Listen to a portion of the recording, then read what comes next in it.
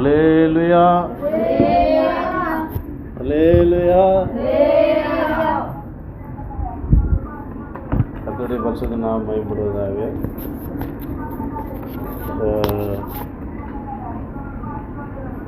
ஆராதனைக்கு வந்திருக்கிறவங்க யாவரையும் இயேசு கிறிஸ்துவின் நாமத்தினால் வாழ்த்தி ஆசீர்வதிக்கிறோம். நீங்கள் என்றென்றும் ஆசீர்வாதமாக இருக்கிறீர்களாக. ஆமென். அல்லேலூயா. சரி, நம்முடைய தியானத்திற்காக வசனத்தை வாசிப்போம். ஆதியாகமம் எழுதின ஆதியாகமம் 37வது அதிகாரம் 22, 23 வாசிப்போம்.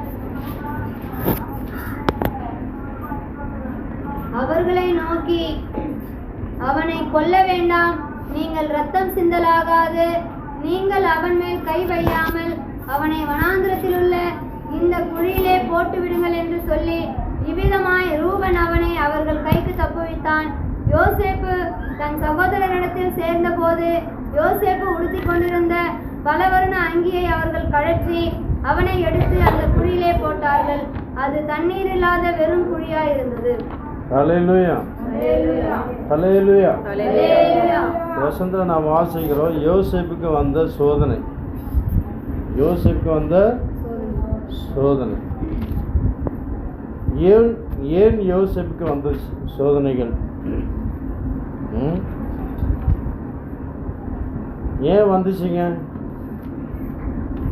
யோசேப்புக்கு சோதனை வந்த காரணம் என்ன? இவ்வளோ பெரிய சோதனை வாசிங்க. அது கூட 37வது அதிகாரத்தில் தான் இருக்குது. 37வது அதிகாரம் 18வது வசனம் 19வது வசனம் வாசிங்க. அவர்கள் அவனை தூரத்தில் வர கண்டு அவன் தங்களுக்கு சமீபமாய் வரும் முன்னே அவனை கொலை செய்யும்படி சதி யோசனை பண்ணி ஒருவரை ஒருவர் நோக்கி, இதோ சொப்பனக்காரன் வருகிறான், நாம் அவனை கொன்று இந்த குழிகள் ஒன்றிலே அவனை போட்டு ஒரு துஷ்ட மிருகம் அவனை பச்சித்தது என்று சொல்லுவோம், வாருங்கள், அவருடைய சொப்பனங்கள் எப்படி முடியும் என்று பார்ப்போம் என்றார்கள். நம்ம என்ன புரிந்து கொள்றோம்?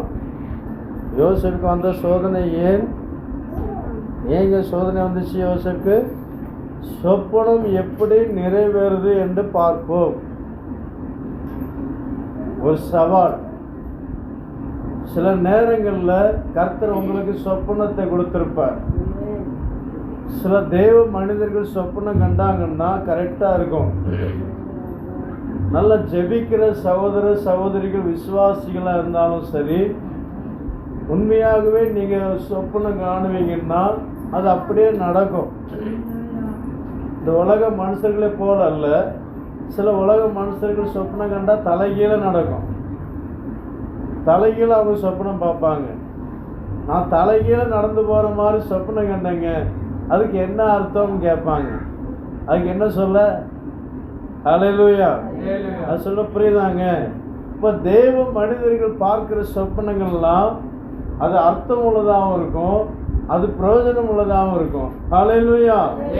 சில தேவ ஜனங்களுக்கு என்னன்னா, நாளை நடக்க போகிற காரியத்தை இன்று உங்களுக்கு சொப்பனத்தின் மூலமாக வெளிப்படுத்துவார். இல்லை என்றால் வருங்காலங்களில் நடக்க போகிற காரியத்தை உங்களுக்கு சொப்பனத்தின் மூலமாக வெளிப்படுத்துவார். இல்லை என்றால் உங்களுடைய பிள்ளைகளுடைய வாழ்க்கை, உங்களுடைய எதிர்காலம் எதுவாக இருந்தாலும் சரி, அவர் உங்களுடைய ஆவிக்குரிய ஜீவத்தை பார்த்து அவர் உங்களுக்கு வெளிப்படுத்துவார். அல்லேலூயா அல்லேலூயா. அருமையான தேவனுடைய பிள்ளைகள், ஒரு முறை ஒரு சகோதரி அவங்க சொப்பனம் பார்த்துருக்காங்க. சொப்பனம் எப்படி பார்த்தாங்கன்னா, தூங்கிட்டு இருக்கும்போது பார்த்துருக்காங்க. அது என்ன சொப்பனம்னா, அவங்க புருஷன் வேலைக்கு போகும்போது வேலைக்கு போயிட்டு இருக்கிறாங்க, கல் தட்டி கீழே விழுந்து பெரிய ஆபத்துக்குள்ளாகிற மாதிரி பார்த்துருக்குறாங்க. இப்போ உடனே அவங்க அடுத்த நாள் காலையில் எழும்பி உடனே கணவனாருக்கு பார்த்து சொன்னாங்க, நீங்கள் இன்று வேலைக்கு செல்லண்டாம், நான் இப்படியாக கனவு பார்த்தேன், தயவு செய்து இன்னைக்கு நீங்கள் வேலைக்கு போக வேண்டாம். அவருக்கு தெரியும், மனைவி கனவு பார்த்து ஏதாவது ஆலோசனை கொடுத்தாங்கன்னா கரெக்டாக இருக்கும். ஏன்னா மனைவி நல்லா செபிக்கிறவா, என்னை விட அதிகமாக செபிக்கிற காரணத்தினால தேவனுடைய வசனத்தை அதிகமாக தியானிக்கிறதுனால, அவள் அதிகமாக ஆண்டோடு கூட இருக்கிறதுனால அநேக முறை அவள் மூலமாக தன்னுடைய புருஷனுக்கு எச்சரிப்பு வந்திருக்கு, நிறைய ஆலோசனை வந்திருக்கு. ஹல்லேலூயா.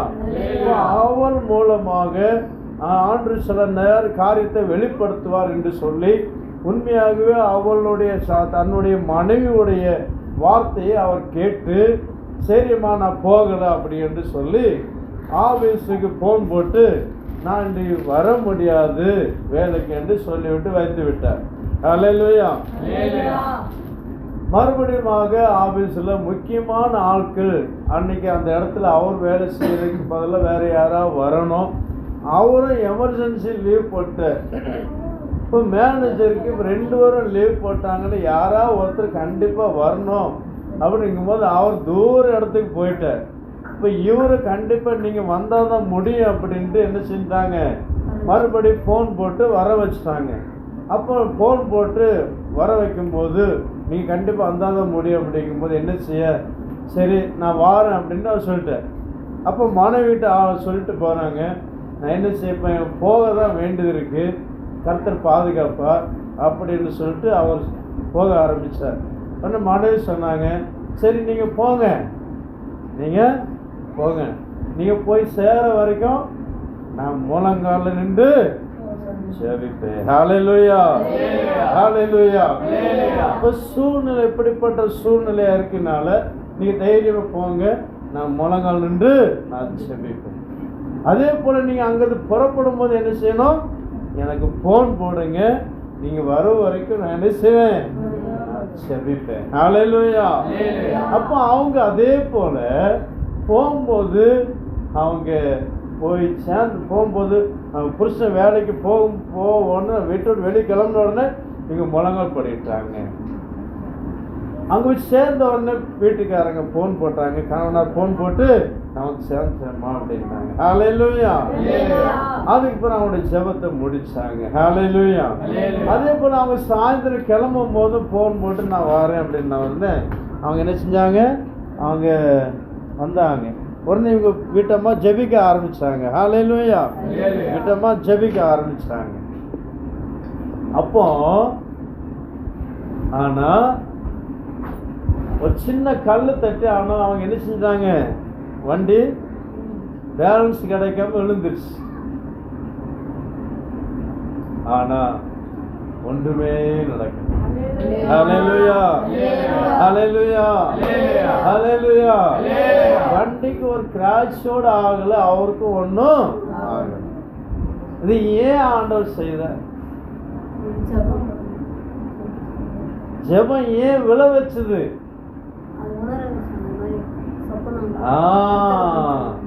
சொப்பனம் கண்டா நடக்கும் நடக்கும்.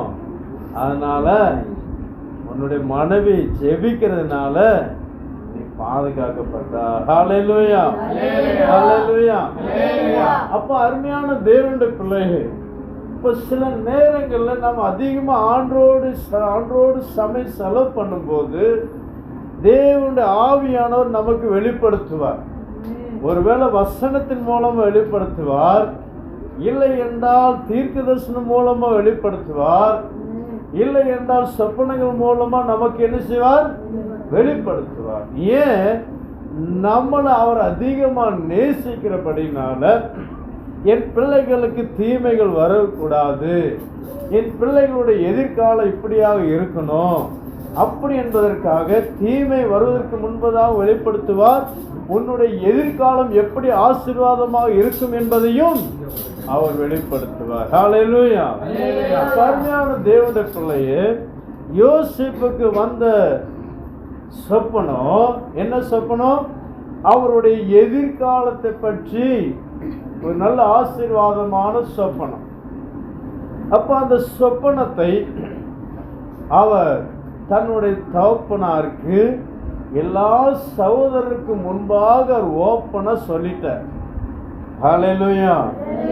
அதனால சில நேரங்களில் உங்களுக்கு கொடுக்கப்பட்ட தரிசனத்தையோ சொப்பனத்தையோ ஆசீர்வாதமான எதிர்காலமான சொப்பனத்தையோ நீ என்ன செய்யணும், சில நேரங்களில் சில தெய்வ மனிதர்கள் சொல்லி கொடுப்பாங்க, அது ரகசியமா வச்சிடணும் அப்படின்ட்டு. அல்லேலூயா. ஏனென்றால் பொறாமை பிடித்த உங்களுடைய சகோதரர்களே, உங்களுடைய சகோதரிகளே உங்களுக்கு விரோதமாக எழும்புவாங்க. அல்லேலூயா. ஆனா யோசேப்புக்கு தாங்கிக் கொள்ள கிருபை கொடுத்தார். ஆனா உங்களுக்கும் எனக்கும் கிருபை எவ்வளவு இருக்கிறது என்று ஆண்டவருக்கு தான் தெரியும். அல்லேலூயா. அதனால் சில காரியங்களை தேவன் எதிர்காலத்தை பற்றியோ உங்களுடைய ஆசீர்வாதத்தை பற்றியோ தேவன் ஏதாவது வெளிப்படுத்திருப்பாரானா நீ யார்கிட்டையும் சொல்லக்கூடாது, யார்கிட்டையும் சொல்லக்கூடாது. அல்லேலூயா. ஒரு ஆசீர்வாதத்தை பற்றி தேவன் வெளிப்படுத்தினாரானால் உங்களுடைய கணவனாரிடம் நீங்க சொல்லலாம், உங்களுடைய மனைவியிடம் நீங்க சொல்லலாம். அல்லேலூயா. அல்லேலூயா. ஆனா அதே போல உங்களுடைய தீமையா நடக்கும் போது, ஏதோ ஒரு விபரீதமான காரியம் நடக்கும் போது அதை பற்றி ஆண்டவர் வெளிப்படுத்திருப்பாரானா அதையும் நீங்கள் கணவன் மனைவிக்குள் நீங்கள் ஷேர் பண்ணிடலாம். ஹல்லேலூயா. நீங்கள் ஜெபித்து ஜாக்கிரதையா உணர்வுள்ளவர்களா இருக்கும்படி அவர் சில நேரங்கள் வெளிப்படுத்துவார். ஹல்லேலூயா. ஹல்லேலூயா. ஹல்லேலூயா. ஹல்லேலூயா. இங்க இங்க இங்க கேட்டுவர். அமைதியா இருக்கணும், அழக்கூடாது. ஹல்லேலூயா. அமைதியா இருக்கணும் மீட்டி முடிய வரைக்கும். சரி, இப்போ தேவன் நம்முடைய வாழ்க்கையில சொப்பனத்தை வெளிப்படுத்தும் போது நாம் யார்கிட்ட சொல்லணுமோ அவங்ககிட்ட தான் சொல்லணும். அந்த வசந்த 37வது அதிகாரத்தை நீ வாசிக்கும் போது பாருங்க, 4வது வசனம். அவனுடைய சகோதரர் எல்லாரிலும் அவனை தங்கள் தகப்பன் அதிகமாய் நேசிக்கிறதை அவன் சகோதரர் கண்டபோது அவனோட பச்சமாய் பேசாமல் அவனை பகைத்தார்கள். பாருங்க, பாத்தீங்களா? இந்த சொப்பனத்தை வெளிப்படுத்தின உடனே ஒரு பகை உண்டாயிடுச்சு. சொந்த சகோதரர்களுக்குள்ளே ஒரு பகை. ஏன்? இந்நாட்களில் நல்ல கல்யாணம் முடிவதற்கு முன்பதாக நன்றாக இருப்பார்கள். சகோதரர்களோ சகோதரிகளோ ஒரு மனமா ஐக்கியமா இருப்பார்கள். ஆனால் அவர் திருமணம் முடிந்த பிறகு அவர்களுக்குள் இருக்கிற சண்டை பெரிய சண்டையா மாறும். எங்க ஊர்ல தெசநிலை விவினா கேள்விப்பட்டிருப்பீங்க. விவி காலேஜ் எத்தனை பேருக்கு தெரியும்? விவி மணல் கம்பெனி, விவி மினரல் கம்பெனி கேள்விப்படுறீங்களா? உலகம் முழுவதுமே தெரியுமே, தமிழ்நாடு முழுவதும் தெரியும். ஜெயலலிதா நேரத்தில் ஜெயலலிதாவுக்கு அவர் ரைட் ஹேண்டா இருந்தார். ஹல்லேலூயா. பெரிய கோடீஸ்வரர்கள், பெரிய கோடீஸ்வரர்கள். அப்போ அவருக்கு எத்தனையோ மணல் ஃபேக்டரி, எத்தனையோ சுகர் ஃபேக்டரி, எத்தனையோ இரும்பு ஃபேக்டரி, எத்தனையோ சிமெண்ட் ஃபேக்டரி நிறைய வச்சிருக்கிறாங்க. நிறைய வச்சு அப்போ தசாவளியில் பெரிய ஒரு காலேஜ் இருக்கு, பெரிய லாட்ஜ் இருக்கு, பெரிய மார்க்கெட், சூப்பர் மார்க்கெட் நிறைய வச்சிருக்கிறாங்க. அது உங்களுக்கு தெரியும். நீங்கள் நெட்டில் விவி மினரல் அடித்தாலே யூடியூப்பில் வரும். இப்போ அவங்க சகோதரர்கள் நன்றாக இருந்தார்கள். 4 சகோதரர்கள், 2 பேர் பிஎம்சி விஎம்சின்னு தனியாக பிரிஞ்சிருக்கிறாங்க. 3வது உள்ளவர்கள் 4வது உள்ளவர்கள் விவி. இதுதான் அவங்க என்ன, அவங்க 2 பேரும் ஒட்டுனா இருந்தாங்க. மற்ற 2 பேர் பிரிஞ்சு போய் நேனமாக பிரிஞ்சு போயிட்டாங்க. நேனமாக பிரிஞ்சு போயிட்டாங்க. ஆனால் இவங்க 2 பேரும் ஒற்றுமையாக இருந்தாங்க. ஒற்றுமையாக இருந்ததுனால கணவன் மனைவி எப்படியோ குடும்பம் ஆச்சுன்னா எப்படி பிரச்சனை வரதான் செய்யும். எவ்வளோதான் சொத்து இருந்தாலும், சொத்து இல்லாமல் போனாலும் குடும்பம் ஆயிடுச்சுன்னா என்ன வரும்? பிரச்சனை வரும். நம்ம விட்டு கொடுத்தாலும் மனைவி விட்டு கொடுப்பாங்களா? மனைவி விட்டு கொடுத்தாலும் நம்ம விட்டு கொடுக்க முடியுமா? விட்டு கொடுக்க முடியாது இல்லையா? இப்போ பிரச்சனை வரும். இப்போ அதை உணராம அவங்க என்ன பண்ணிட்டாங்க, அப்படியே இருக்கட்டும் 2 சேர்ந்து பிஸ்னஸ் ஆரம்பித்தாங்க. மறுபடியும் 2 பேருக்குள்ள பயங்கர போராட்டம். அவங்க மூலமா அண்ணன் தம்பி சண்டை மூலமா இப்போ அவங்களுடைய அண்ணன் மகனுக்கு பெரிய 100 கோடி ரூபாய்க்கு வீடு, பெரிய வீடு போடுறாங்க மங்களா. ஆனால் குடும்பத்தில் சமாதானம் சண்டை. அசல புரியுதாங்க? பருமையான தேவனுடைய பிள்ளைகள் அப்போ நல்லா இருந்தவங்க இப்ப சமாதானம் இல்லை. இப்ப அவங்க மூலமா எத்தனையோ பேர் கம்பெனி, இது எனக்குரிய இந்த கம்பெனி எனக்கு உரியதுங்க, தம்பிக்கார இந்த கம்பெனி எனக்கு உரியதுங்க. இப்ப யாருக்கும் உனக்கும் வேண்டாம் எனக்கும் வேண்டாம் பூட்டு. யாருக்கு நஷ்டம்? வேலையாட்கள் நஷ்டம். எத்தனை ஆயிரம் பேர் வேலை செய்யறவங்க என்ன செஞ்சிருக்கிறாங்க? திண்டாடிட்டு இருக்கிறாங்க. நான் சொல்ல புரியுதாங்க? அவங்களுக்கு பணம் இருக்கு, அவங்க பார்த்து 100 பரம்பரையா சாப்பிடலாம், 100 பரம்பரை சாப்பிடலாம், அவங்களுக்கு ஒரு குறை கிடையாது. பாவப்பட்ட ஜனங்க இப்போ கஷ்டப்படுறாங்க. ஹல்லேலூயா. அருமையான தேவனுடைய பிள்ளைகள், அப்போ நம்முடைய இதை நம்ம நேரமா ஏற்ற நேரத்தில் நம்ம என்ன செய்யணும்? செய்ய வேண்டியதை செய்யணும். ஹல்லேலூயா. அதனால நம்ம யாருக்கும் விட்டு கொடுக்கறதுல தப்பு இல்லை. விட்டு கொடுக்கறதுனால விட்டு கொடுக்கிறவன் கெட்டு போக மாட்டான்.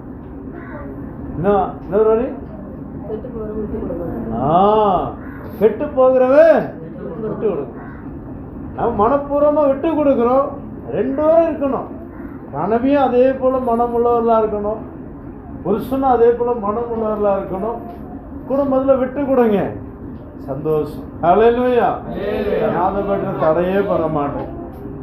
ஹல்லேலூயா. நம்ம விட்டு கொடுக்கறதுனால நமக்கு ஆசீர்வாதமே ஒழிய ஒருபோதும் நமக்கு கேடுதலே கிடையாது. ஹல்லேலூயா. ஆனா ஒண்ணு, கணவன் இழுக்க மனைவி அங்க இழுக்க அப்படி இருந்தா அது நமக்கு ஆசீர்வாதம். ஹல்லேலூயா. அப்ப நம்ம என்ன செய்யணும்? 2 பேரும் ஒருவர் வார்த்தையை கேட்டு அதன்படி நாம் செய்யும் போது குடும்பத்துல சமாதானம். ஹல்லேலூயா. ஹல்லேலூயா. அருமையான தேவனுடைய பிள்ளைகள், நம்முடைய வாழ்க்கையில சில நேரங்களில் ஆண்டவர் வெளிப்படுத்துவார், சொப்பனத்தின் மூலமா வெளிப்படுத்துவார். நாம் யார்கிட்டையும் சொல்லக்கூடாது. சகோதரினாலும் சரி சகோதரனாலும் சரி எதுவுமே சொல்லாதுங்க. தேவனுடைய சமூகத்துல வச்சு நீங்க ஜெபித்து பாருங்க, கர்த்தர் வல்லமையான காரியத்தை செய்வாருங்க.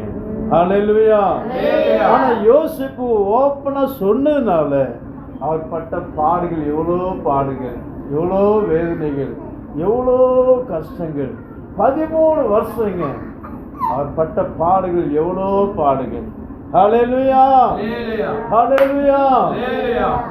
13 வருஷங்கள் நம்மளால ஒரு நாள் பட்ட பாடுகள் நம்மளால சகிக்க முடியல.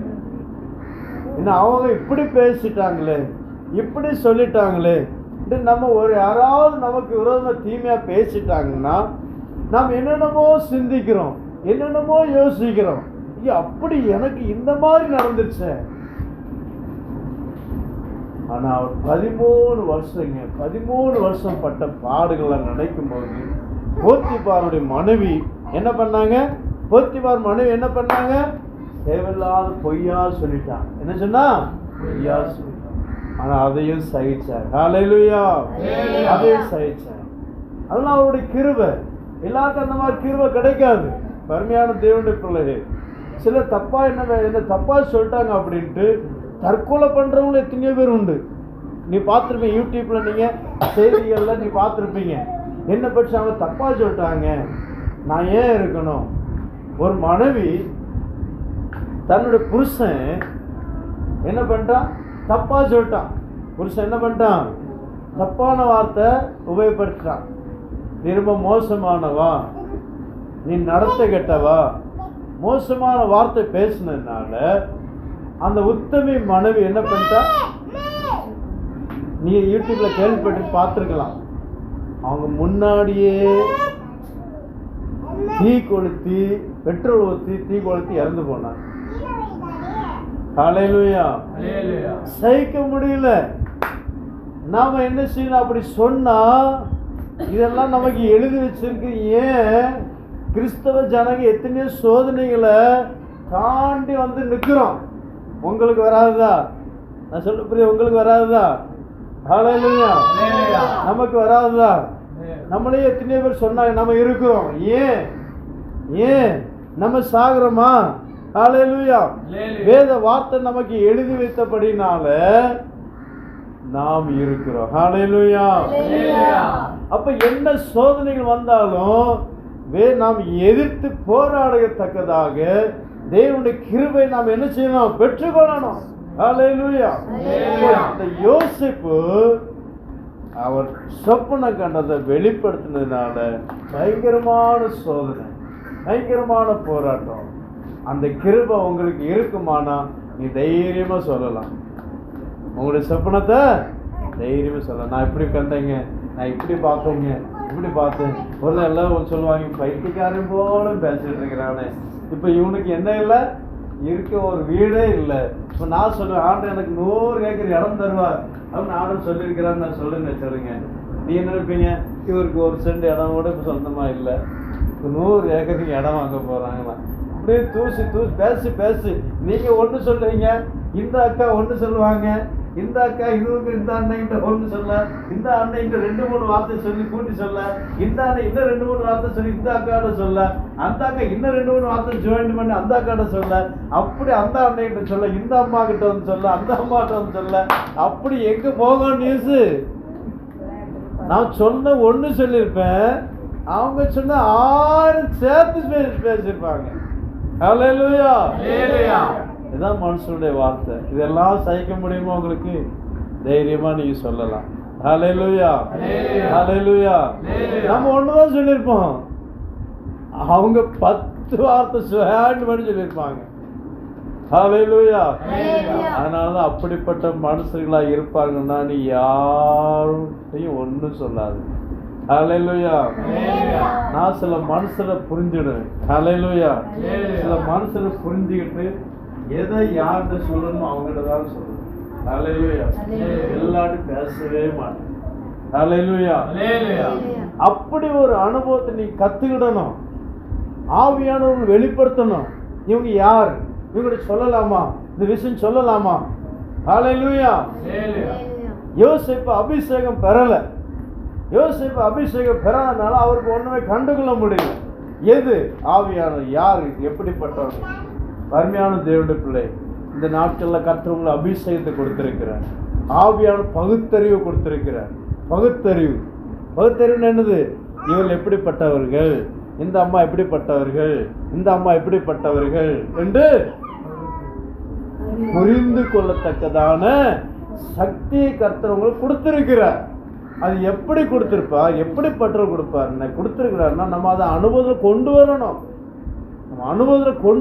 பரிசுத்த ஆவியானவருக்கு முழுவதுமா நாம் அர்ப்பணம் செய்யும் போது தான் அதை நாம் கிரியையில கொண்டு வர முடியும், நாம் புரிந்து கொள்ள முடியும். ஹல்லேலூயா.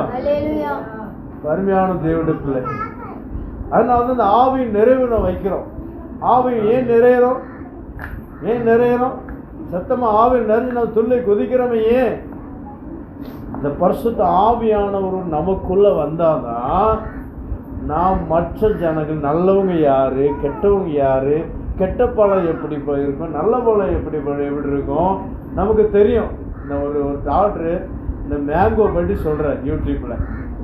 அப்போ அவர் நல்லா சொல்கிறார், இது இந்த கெமிக்கலை வச்சு பழுக்க வச்சது எப்படி இருக்கும் தெரியுமா? இப்படி அந்த காம்பில் நீங்கள் மூக்கில் வச்சு பார்த்தீங்கன்னா மனமே வராங்க. நான் சொல்ல புரியுதாங்க, நான் டெஸ்ட் பண்ணல, நான் சொல்கிறேன். ஆனால் உண்மையாகவே மரத்தில் இருந்து பழுத்த மரத்தை நீங்கள் அந்த காம்பில் வச்சு காம்பில் மோந்து பார்த்தீங்கன்னா என்ன மாசமாக இருக்கும். அருமையான தேவனுடைய பிள்ளை, அப்போ அவங்களுக்கு தெரியுது.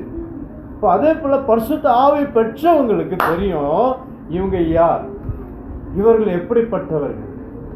அதை புரிந்தவர்களாக நாம் எல்லாம் சொல்லலாம். ஹல்லேலூயா.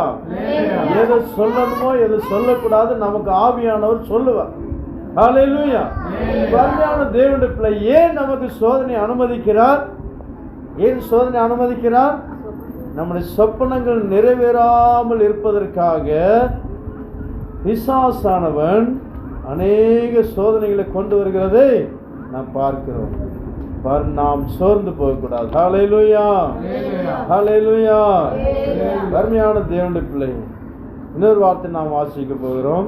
இரண்டாவது ஏன் நமக்கு சோதனை வருகிறது வாசிப்ப 2 நாளாகமும் 18வது அதிகாரம் 26வது வசனம். அவனை சிறைச்சாலையிலே வைத்து நான் சமாதானத்தோடு திரும்பி வரும் அளவும் அவனுக்கு இடுக்கத்தின் அப்பத்தையும் இடுக்கத்தின் தண்ணீரையும் சாப்பிட கொடுங்கள் என்று ராஜா சொன்னார் என்று சொல்லுங்கள் என்றான். ஹல்லேலூயா, ஹல்லேலூயா. இங்க ஒரு தீர்க்கதரிசிக்கு சிறையின் தண்டனை கொடுக்கிறார். மிகாயா என்ற தீர்க்கதரிசி. யாரு? மிகாயா என்ற தீர்க்கதரிசிக்கு இந்த இஸ்ரவேல் ராஜாவாகிய ஆகாப் தண்டனை கொடுக்கிறார். நான் போய் திரும்பி வரும் வரைக்கும் என்ன செய்யணும்? இவனை சிறையில் வையுங்கள், இடுக்கத்தின் அப்பமும் இடுக்கத்தின் தண்ணீரும் கொடுக்கணும். ஹல்லேலூயா. இடுக்கத்தின் அப்பம் இடுக்கத்தின் தண்ணீர்னா என்னது சொல்லுங்க? இடுக்கத்தின் அப்பமும் இடுக்கத்தின் தண்ணீர்னா என்னது சொல்லுங்க?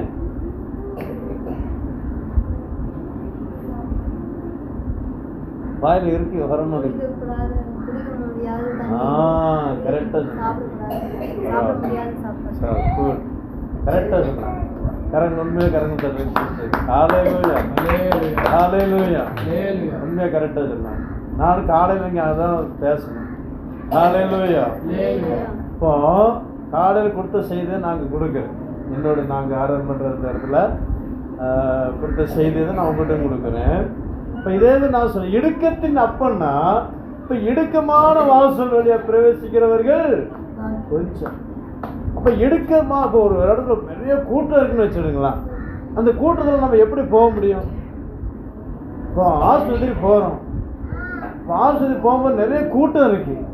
இந்த கூட்டத்தில் எப்படியப்பா நிறைய பண்ணணும், வாங்க எப்படியா போகணுமே, டாக்டர் பார்க்கணுமே, நம்ம சிந்திப்போமா சிந்திக்க மாட்டோமா? நம்மளோட மனசு அப்படியே குழம்பிட்டு இருக்கும். ரெண்டாவது ரேஷன் கடைக்கு போகிறீங்க, நிறைய கூட்டம் இருக்குது, எப்படியாவது போய் வாங்கணுமே, தள்ளி புள்ளி நான் வாங்க முடியுமா?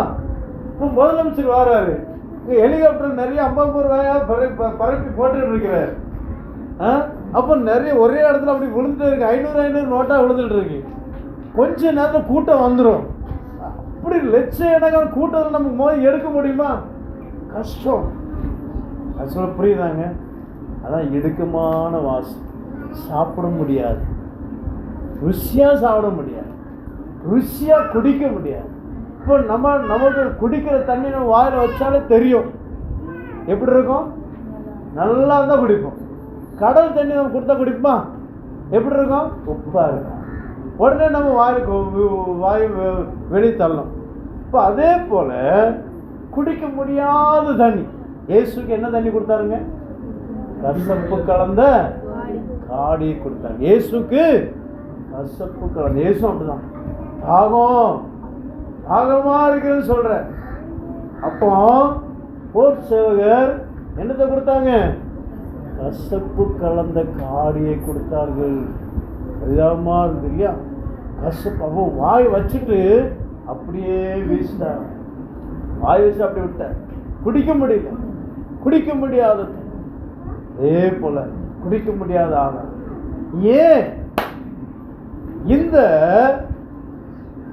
இந்த மிகாயாவுக்கு ஏன் இந்த சோதனை? ஏன் இந்த சோதனை? நீ வாசிக்கும் போது வாசிங்க, 5வது வசனத்தை வாசிக்கும் போது 5-6 வாசி. அவன் யூதாவின் அரணான பட்டணங்களாகிய ஒவ்வொரு பட்டணத்திலும் நியாயாதிபதிகளை வைத்து அவன் நியாயாதிபதிகளை நோக்கி, நீங்கள் செய்கிற காரியத்தை குறித்து எச்சரிக்கையாயிருங்கள். நீங்கள் மனுஷனுடைய கட்டளையினால் அல்ல, கர்த்தருடைய கட்டளையினாலே நியாயம் விசாரிக்கிறீர்கள். நியாயம் விசாரிக்கிற விஷயத்திலே அவன் உங்களுடனே இருக்கிறார். 2 நாளாகவும் 18:5.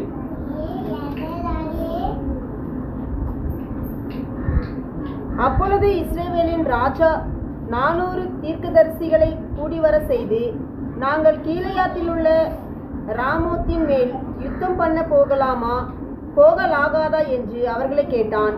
அதற்கு அவர்கள், தேவன் ராஜாவின் கையில் அதை ஒப்பு கொடுப்பார் என்றார்கள். பின்பு யோசபாத், நாம் விசாரித்து அறிகிறதற்கு இவர்களை அல்லாமல் கர்த்தருடைய தீர்க்கதரிசி வேறே யாராகிலும் இங்கே இல்லையா என்று கேட்டான். அப்பொழுது இஸ்ரவேலின் ராஜா யோசபாத்தை நோக்கி, கர்த்தரிடத்தில் விசாரித்து அறிகிறதற்கு இம்லாவின் குமாரனாகிய மிகாயா என்னும் மற்றொருவன் இருக்கிறான். ஆனாலும் நான் அவனை பகைக்கிறேன். அவன் என்னை குறித்து நன்மையாக அல்ல தீமையாகவே எப்பொழுதும் தீர்க்கதரிசனம் சொல்லுகிறவன் என்றான். அதற்கு யோசபாத், ராஜாவே, அப்படி சொல்ல வேண்டாம் என்றான். அப்பொழுது இஸ்ரவேலின் ராஜா பிரதானிகளில் ஒருவனை கூப்பிட்டு, இம்லாவின் குமாரனாகிய மிகாயாவை சீக்கிரமாய் அழைத்து வா என்றான். இஸ்ரவேலின் ராஜாவும் யூதாவின் ராஜாவாகிய யோசபாத்தும். போதும். இதை நம்ம என்ன வாசிக்கிறோம்? இந்த யோசபாத்தும் ஆகாப்பும் இஸ்ரவேல் ராஜாவும் யூதாவின் ராஜாவும். இப்போ இஸ்ரவேல் ராஜா 10 கோத்திரத்துக்கு அவர் ராஜா. சாலமோன் நாட்களில் இந்த ராஜாங்கம் பிரிந்து போயிடுச்சு. ராஜாங்கம் என்னாச்சு? பிரிந்து போயிடுச்சு. 10 கோத்திரம் ஒரு ராஜாவுக்கும் 2 கோத்திரம் ஒரு ராஜாவுக்கும். அப்போ அந்த இஸ்ரவேல் ராஜா ஆகாப் பக்கத்தில் சீரியர் இருக்கிறாங்க. சீரியர் வந்து என்ன பண்றாங்க? அடிக்கடி யுத்தம் பண்ணிட்டே இருக்கிறாங்க. அப்போ இந்த ஆகாப் என்ன பண்றாரு? இப்போ இந்த யோசபாத் வந்ததும், யோசபாத் இவரோடு சேர்ந்து இருப்போம். யோசபாத் இந்த ஆகாப்போடு சேர்ந்து என்ன பண்றாரு? இப்போ நான் உங்களோட ஒரு உடன்படிக்கை பண்றேன் அப்படிங்கிற. ஆகாப் பொல்லாத மனுஷன், துன்மார்க்கன், தேவனை பகைக்கிறவன். அவனோட இந்த யோசபாத் என்ன பண்றாரு? உடன்படிக்கை பண்ணுகிறார். அருமையான தேவனுடைய பிள்ளை. அப்போ இந்த யோசபாத்தோட இந்த ஆகாப் கேட்கிறார், அந்த சீரியரோடு நான் போராட போறேன், நீ என் கூட வர முடியுமா? உடனே அவர் என்ன சொல்றார்? என்னுடைய ஜனங்கள் உங்களுடைய ஜனப்பா, போலாம் நம்ம, நான் வாரேன் உங்களுக்கு சார்பா வாரேன் அப்படின்னு பாரு. அப்போ இந்த ஆகாப்புக்கு கொஞ்சம் பயம், என்னை கண்டா இந்த சீரியர்கள் கொண்டு போடுவாங்க, அதனால நீ தான் வேஷம் மாறி இஸ்ரவேல் ராஜா போல போகணும் அப்படிங்கிற. அப்போ சரி, ஓகே, போகலாம். ஆனால் அதற்கு முன்னதாக தீர்க்க தரிசனம் கேட்கணும், தேவ ஜனங்கள்கிட்ட நம்ம ஆலோசனை கேட்கணும், அந்த இடத்துக்கு போகலாமா போகக்கூடாதான்ட்டு அப்படிங்கும்போது அந்த ஆகாப் உடனே 400 தீர்க்கதரிசிகளை கொண்டு வர. எத்தனை தீர்க்கதரிசி? 400 தீர்க்கதரிசிகளை கொண்டு வர. இப்போ 400 தீர்க்கதரிசிகள் எப்படி பேசினாங்க? ராஜாவுக்கு ஏற்றதாக பேசினாங்க. ராஜாவுக்கு ஏற்றதாக பேசினாங்க. அப்போ இந்த வார்த்தை யோசபாத்துக்கு போயிடுச்சு. ராஜாவுக்கு ஏற்றதாக ஒரு 400 தீர்க்கதரிசி பேசிட்டாங்க, நம்ம போகலாம். உடனே யோசபாத்துக்கு இன்னொரு கேள்வி, 400 பேர் இப்படி சொல்றான்னா, அவன் ஒரு தேவ மனுஷன், இவன் பொல்லாத மனுஷன் தெரியும், ஆனால் அவனுக்குள்ள ஒரு ஏவுது, எப்படி பேசியிருப்பாங்க, வேற யாருமே இல்லையா அப்படின்னு ஒரு கேள்வி கேட்குறேன். இப்போ இன்னொரு மனுஷன் இருக்கிறான், அவன் எனக்கு விரோதமாக தான் தீர்க்கதரிசி சொல்லுவான், அவன் எப்பவுமே எனக்கு விரோதமாக தான் சொல்லுவான். இல்லை நீங்கள் அவனை கூப்பிடுங்க, அவன் நல்ல மனுஷன் கூப்பிடுங்க அப்படிங்கிற. உடனே வர வைக்கிறாங்க. வாசிங்க. அப்பொழுது இஸ்ரவேலின் ராஜா பிரதானிகளில் ஒருவனை கூப்பிட்டு, இம்லாவின் குமாரனாகிய மிகாயாவை சீக்கிரமாய் அழைத்து வா என்றான். இஸ்ரவேலின் ராஜாவும் யூதாவின் ராஜாவாகிய யோசபாத்தும் சமாரியாவின் ஒளிமுக வாசலுக்கு முன்னிருக்கும் விசாலமான இடத்திலே ராஜவஸ்திரம் தரித்து கொண்டவர்களாய் அவரவர் தம் தம் சிங்காசனத்திலே உட்கார்ந்திருந்தார்கள். சகல தீர்க்கதரிசிகளும் அவர்களுக்கு முன்பாக தீர்க்க தரிசனம் சொன்னார்கள். கெனானாவின் குமாரனாகிய சிதேக்கியா தனக்கு இருப்பு கொம்புகளை உண்டாக்கி, இவைகளால் நீர் சீரியரை முட்டி நிர்மூலமாக்கி போடுவீர் என்று கர்த்தர் சொல்லுகிறார் என்றான்.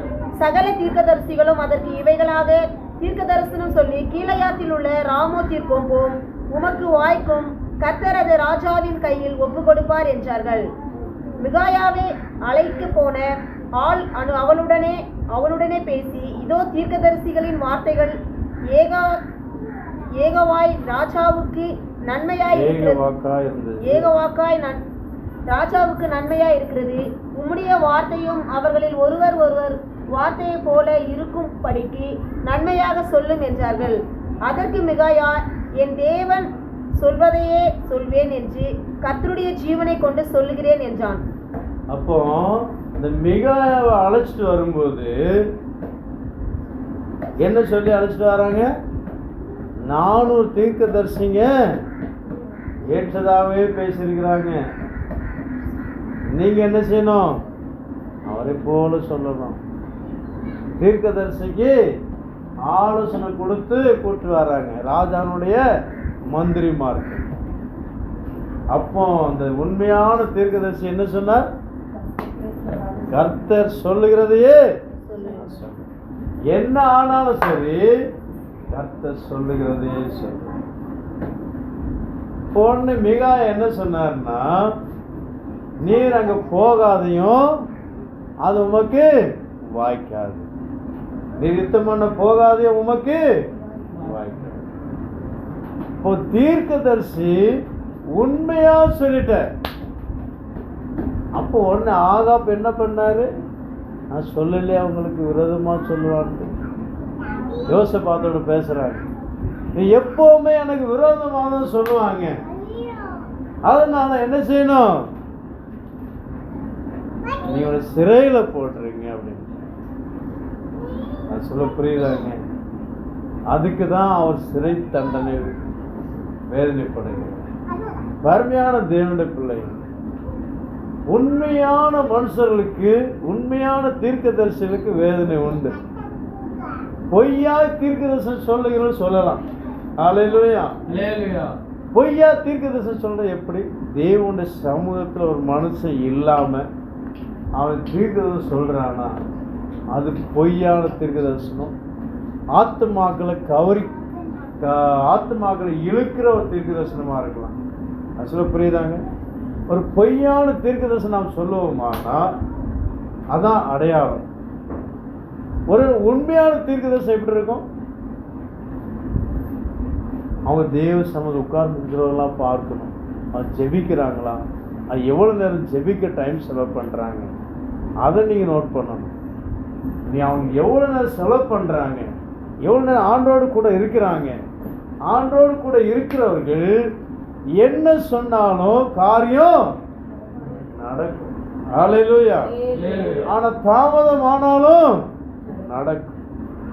ஏனென்றால் தம்முடைய ஊழியக்காரனுடைய வார்த்தையை அவர் கனம் பண்ண. ஏசாயால ஒரு வசனம் உண்டு, ஊழியக்காரனுடைய வார்த்தையை அவர் கனம் பண்ணுகிறார். அல்லேலூயா. ஊழியக்காரன் பைபிள் தூக்கினவெல்லாம் ஊழியக்காரன் இல்லை, பைபிள் தூக்கினவெல்லாம் ஊழியக்காரன். தேவனு சமதில் எவ்வளோ நேரம் இருக்காரு, அதான் ஊழியக்காரன். ஊழியக்காரன் மார்க்கிலோட ஒரு வசனம் உண்டு, என்னோடு கூட இருக்கவுமே தேவன் தெரிந்து கொண்டார். அதுக்கு பிறகுதான் பிரசங்கம் பண்ண. மார்க்கில் 13ஆம் அதிகாரம் நினைக்கிறேன். அதான் தம்மோடு கூட இருக்கவும் பிரசங்கம் பண்ணவும் தேவன் நம்முடைய சீசர்களை தெரிந்து கொண்டார் என்று நான் பார்க்க முடியும். பரமையான தேவனுடைய பிள்ளைகள். இப்போ தீர்க்கதரிசினா கிடைச்சதா? தீர்க்கதரிசினா எப்படி இருக்கணும்? ஆண்டோடு கூட இருக்கணும். அவங்க சொன்னது நடக்கும். ஹல்லேலூயா. நான் எத்தனையோ சாட்சி நான் சொல்லலாம். போன வாரம் கூட நாகர்கோயிலேருந்து ஒரு சாட்சி ஒரு ஃபோன் போட்டு சொன்னாங்க, பாஸ்டர் நீ அவங்க 5 வருஷம் எத்தனை வருஷம் குழந்தை இல்லாமல் இருந்தாங்க. அப்போ அவங்களுக்கு நான் ஒரு வார்த்தை சொன்னேன், கரெக்டாக அவங்களுக்கு 3 மாசத்துல கற்பம் தரிக்க உதவி செய்வார். 3 மாசம் பொறுமையா இருக்கு, கர்த்தர் சொல்றாரு அப்படின்னு. தீர்க்கதரிசனோடு பேசிட்டு இருக்கும் போதே கரெக்டா வந்துடும். அல்லேலூயா.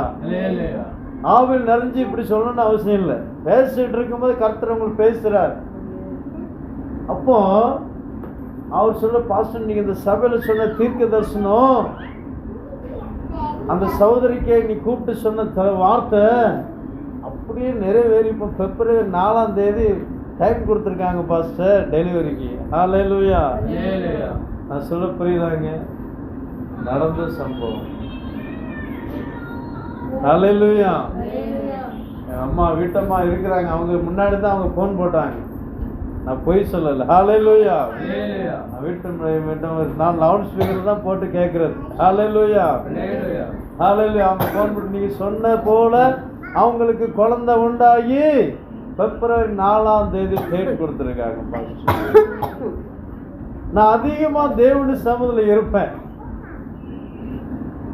எங்கள் வீட்டம்மா நேரத்தான் சொன்னாங்க, நேரத்தான் முந்தாத்த சொன்னாங்க நினைக்கிறேன், சரியா ஞாபகம் இல்லை. பொண்ணு பார்க்க வரும்போது ஒரு வார்த்தை சொன்னீங்க, ஞாபகம் இருக்கா அப்படின்னு கேட்டாங்க. அவங்க என்ன சொன்னாங்க? நான் என்ன சொன்னேன்? நான் ஜெபிக்கிறது போல ஜெபிக்க முடியுமான்னு கேட்டீங்களா அப்படின்னு கேட்டார். என்ன கேட்டேன்? எனக்கு என்ன ஞாபகம்? என்ன கேட்டேன்? நான் அதாவது ஜெபிக்கிறவங்க வேணும்னு கேட்டேன். ஆவிக்குரிய இவன்னு சொன்னா எனக்கு ஆவிக்குரியவங்க ஜெபிக்கிறவங்க வேணும் அப்படின்னு கேட்டாராம். அதுக்கு நான் என்ன சொன்னேன்? நான் ஜெபிக்கிற மாதிரி உன்னால ஜெபிக்க முடியுமா? நான் சொன்ன மறந்துட்டேன். அன்னைக்கு முந்தாந்து சொல்லி காமிக்கிறேன். உண்மையிலே நீங்க உங்களை போல நான் ஜெபிக்க முடியலங்க. உங்களை ஒரு நாள் செய்யணும். நான் காலையில் 3:30 எந்திரிச்சு 6 மணி வரை 6 வரை உட்கார்ந்து ஜெபம் பண்ணிட்டு இருக்கிறேன். ஹல்லேலூயா. மறுபடியும் முழங்கால் படிக்கிட்டு 1/2 மணி நேரம் உட்கார்ந்து பைபிள் வாசிப்பேன். மறுபடியும் 2 மணி நேரம் ஜெபம் பண்ணுவேன். 8 மணி 9 மணி 10 மணி ஜெபத்தில் உட்காருப்பேன். மறுபடியும் சாயந்தரம் ஜெபத்தில் உட்காருப்பேன். இப்போ அதெல்லாம் பார்த்து உங்களை போல என்ன உட்கார முடியலைங்க. உண்மையில அது சொன்னதுக்கு வார்த்தை இப்போதான் எனக்கு ஞாபகம் வருது. ஹல்லேலூயா. நான் கூட மறந்துட்டேன். ஹல்லேலூயா.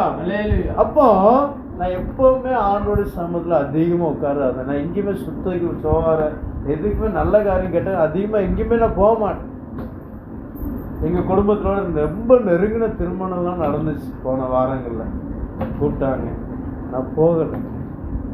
எனக்கு எதுக்குமே அங்கே இங்கே நம்ம ஆண்டோட சமூகத்தில் அந்த மார்க்கில் ஒரு வசனம் உண்டு. அதை வாசியமா கிடைச்ச தேவன் தம்மோடு கூட இருக்கவும் கிடைக்கலையா?